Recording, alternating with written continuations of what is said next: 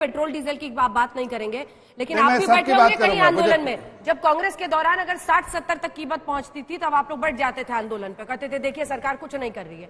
लेकिन जो टैक्सेशन है 69% अगर आप पेट्रोल पर और 58% डीजल पर ले रहे हैं, टैक्स पर तो कुछ कमी कर सकते हैं। ऑल टाइम हाई है कीमतें, आम आदमी की जेब पर लग रहा है ना। कांग्रेस वाले खाली थोड़ी गाड़ी चलाते हैं। देखिए, मुझे थोड़ा विस्तार से टाइम दीजिए, मैं जवाब दूंगा। पहली बात की देखिए, सबसे पहले समझना चाहिए जो इस तरह के जो क्राइसिस है, जो महामारी के, जब ग्लोबल फाइनेंशियल क्राइसिस हुआ था 2008 में, उसका जो इम्पैक्ट है उसका 3 टाइम ज्यादा इम्पैक्ट इस बार है जो क्राइसिस का। इससे समझ में आ सकता है कि कितना बड़ा पूरे दुनिया में क्राइसिस है। जब ये कह रहे हैं कि पहले जो जीडीपी ग्रोथ जो है उसमें कंट्रैक्शन हुआ था, तो पूरे वर्ल्ड में कंट्रैक्शन हुआ था। जब ग्लोबल जीडीपी 3.7 से कंट्रैक्शन के बाद 2.9 हुआ, तो जाहिर इंडिया आइसोलेशन में थोड़ी काम करे, इंडियन इकोनॉमी भी कंट्रैक्शन होगा। लेकिन आप जब अभी बात कर रहे हैं कि इकोनॉमिक एक्टिविटीज के बारे में बढ़ेगा कि नहीं बढ़ेगा, पीएमआई का डेटा के बारे में आप जब बोल रहे हैं, पीएमआई का डेटा जब अगर 50% से अबव है, तो जाहिर है कि आपका एक्सपेंशनरी मोड में है इकोनॉमी, और उससे दिखता है कि आपको ग्रोथ बिल्कुल साफ दिखता है। साथ साथ मैं कहना चाहता हूं कि देखिए, जो आप सेक्टर्स के बारे में बात करें, अनएम्प्लॉयमेंट के बारे में बात करें, तो इनके ही बार बार ये कोट करते रहते हैं सीएमआई का डेटा। हमने कभी कोट नहीं किया, लेकिन सीएमआई का डेटा ये कोट करते हैं। उसी सीएमआई के डेटा को मैं कोट करना चाहता हूं, आपकी स्क्रीन पे भी दिखा रहे हैं अभी।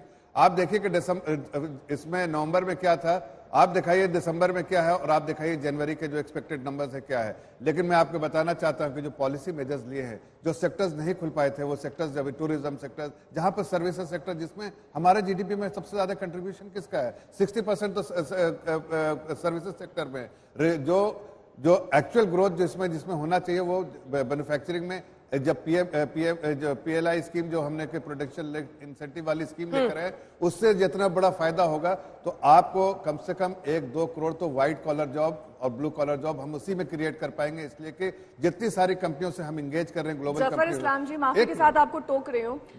जॉब्स तब क्रिएट होती हैं जब उस सेक्टर में निवेश किया जाता है। एक सीधा सा सवाल है, निवेश के लिए पैसा कहां से आएगा? अभी आपका जो फिजिकल डेफिसिट है वो लगातार बढ़ रहा है। फिजिकल डेफिसिट का गैप कैसे कम किया जाएगा? मैं बताता हूं। देखिए बिल्कुल सही कहा। 3 तरह से निवेश हो सकता है। पहला है कि गवर्नमेंट जो है कैपेक्स करे। तो आप देखिए, जो सरकार के पास वाकई डिफिकल्टीज है कि रेवेन्यू जो है आपका एक शॉर्टफॉल है, एक्सपेंडिचर बढ़ता जा रहा है। महामारी के समय एक्सपेंडिचर बढ़ा। अगर बजट को सिर्फ लीजिए तो बजट का जो एक्सपेंडिचर साइड था 30.4 लाख करोड़ था, लेकिन एक्चुअल जो कलेक्शन है बहुत कम हुआ। रेवेन्यू रिसीट जो हमने दिखाया था 20 लाख करोड़ का, उससे बहुत कम आया। लेकिन एक सेकंड में आपको इसको इकोनॉमिक सर्वे में ही कहा, ठीक है पूरी कीजिए। इकोनॉमिक सर्वे में आप ही ने कहा है कि इस बार फिस्कल डेफिसिट यानी जो वित्तीय घाटा है उसकी चिंता नहीं करेंगे, सरकार स्पेंडिंग बढ़ाएगी, आप ही ने कहा है ना सर्वे में। पूरा कंप्लीट करो। लेकिन मैं कह रहा हूं कि देखिए, फिस्कल रोड मैप सरकार जरूर देगी कि कितना फिस्कल डेफिसिट रहे। आज के टारगेट में अगर देखें, जो रेवेन्यू शॉर्टफॉल की वजह से मुझे लगता है कि 7% के आसपास होगा, 6% होगा जो सरकार आंकड़े देगी।